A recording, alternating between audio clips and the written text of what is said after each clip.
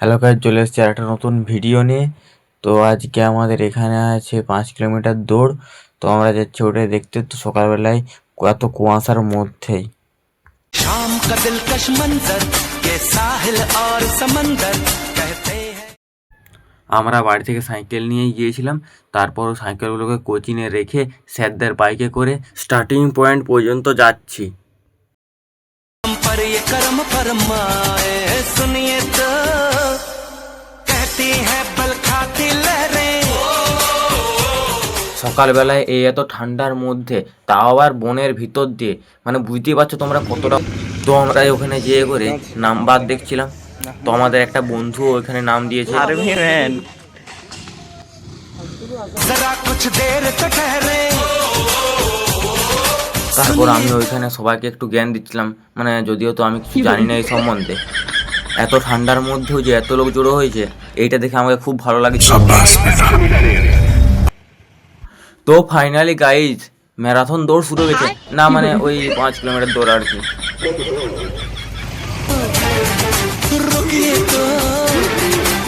তো 50 কিলোমিটার দৌড় গাইজ, না মানে ওই 5 কিলোমিটার। তো প্রথম থেকে একইভাবে ছুটে যাচ্ছে, তাই একে একটু মোটিভেট করছিলাম।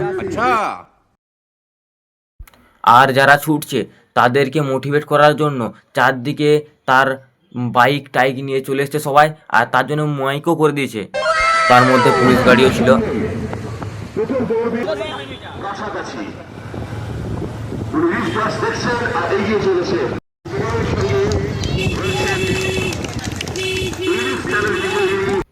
তারপর গাইজ তোমরা দেখতেই পাচ্ছ যে রাস্তার দু সাইডে কত লোক হাততালি দিচ্ছে, মোটিভেট করছে সবাইকে।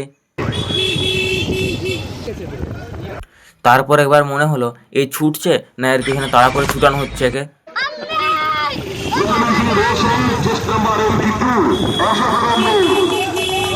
আর এখানে দৌড় প্রতিযোগিতা হবে বলে সকাল থেকে সব গাড়ি বন্ধ করে রাখা হয়েছে যাতে না ভেজাল হয়। রাস্তার দুপাশে এত লোক হবে আমি কখনো ভাবতে পারিনি। তো দেখে খুবই ভালো লাগছে। তো সবাই হাততালি দিয়ে মোটিভেট করছে, আর মোটিভেট করার জন্য মাইক করে দিয়েছে। মাইক আগে আগে যাচ্ছে, মোটিভেট করছে, আর এ পুরো জোশ নিয়ে ছুটছে। তো ফিনিশিং পয়েন্ট আর বেশি দূরে নেই, আর এর পেছনে 100 মিটার পর্যন্ত কেউ নেই। তো চলো দেখা যাক এ শেষ পর্যন্ত কি করতে পারে। আশা করছি এই ফার্স্ট হবে। এর ওপর আমার পুরো ভরসা আছে।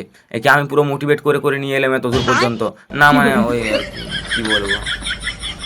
তো ফাইনালি গাইজ, তো এই ছেলেটা স্টার্টিং পয়েন্ট থেকে শুরু করে ফিনিশিং পয়েন্ট পর্যন্ত একইভাবে ছুটে 12 মিনিটে কমপ্লিট করেছে 5 কিলোমিটার দৌড়। তো তোমরা একে কে কি বলতে চাও কমেন্টে জানাও।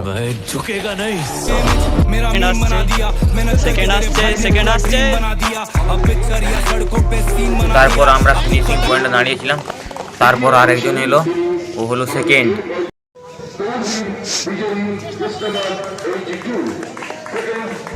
তার কিছুক্ষণ পরে থার্ড।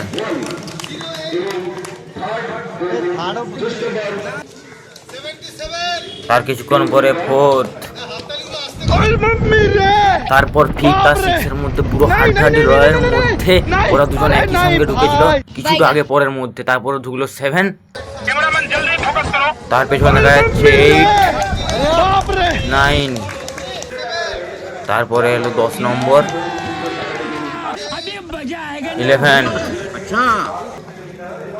12 নম্বর, 12,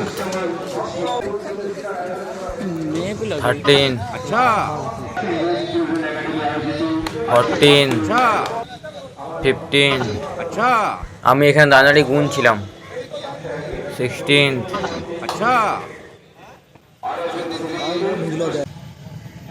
17, 18, 19। এখন আমার একটু একটু মনে হচ্ছে যে যখন স্টার্টিং হয়েছিল তখন হয়তো আমি এতজনকে দেখিনি, এতজন এলো কোথা থেকে।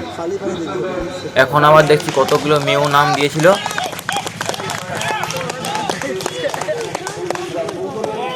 তারা এখন ঢুকছে এক এক করে।